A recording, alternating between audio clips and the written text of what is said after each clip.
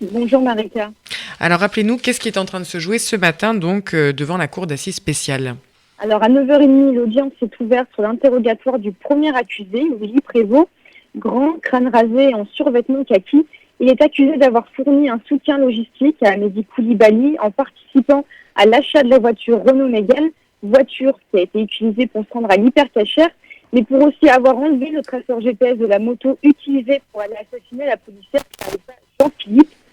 Il est aussi accusé d'avoir acheté 3 gilets tactiques, 2 couteaux, 2 gaz lacrymaux et un taser qui ont été retrouvés sur les lieux de l'attentat. Alors Églantine, on l'entend, hein, vous êtes en direct depuis la cour d'assises, donc la liaison normalement est parfois peut-être difficile, mais on vous entend.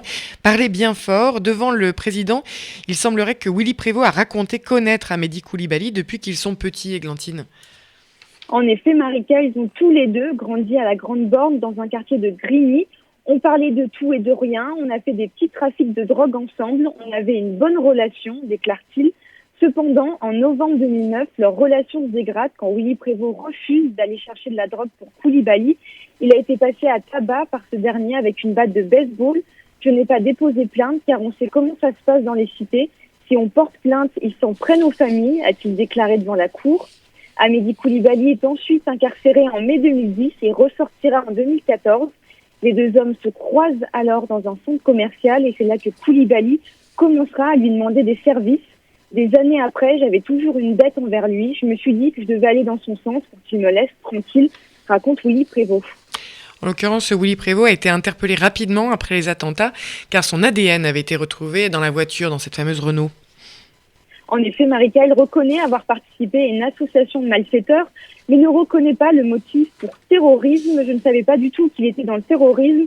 Il ne me parlait jamais de religion. Je ne sais même pas faire la différence entre un radicalisé et quelqu'un de normal, rapporte-t-il. Le président lui pose alors des questions sur les achats qu'il a dû faire pour Koulibaly, comme les couteaux, un taser ou encore des gilets tactiques. Achats qui pouvaient poser question. Je me forçais à y aller, mais j'avais vraiment pas envie. Je lui ai demandé pourquoi j'étais ça. Il m'a dit ferme ta gueule, pose pas de questions. J'ai pensé qu'Mehdi Koulibaly voulait faire des braquages. On est au quartier, on galère. C'est comme si on allait faire des courses. Je me disais que ça allait me faire bouger. Interrogé sur l'antisémitisme, Willy Prévost répond dans les cités, on est avec tout le monde dans la même galère. On est avec des musulmans, avec des juifs, des chrétiens. On est tous solidaires. Je n'ai pas grandi avec une haine envers d'autres humains. Il encourt 20 ans de réclusion criminelle pour sa participation à une association de malfaiteurs terroristes.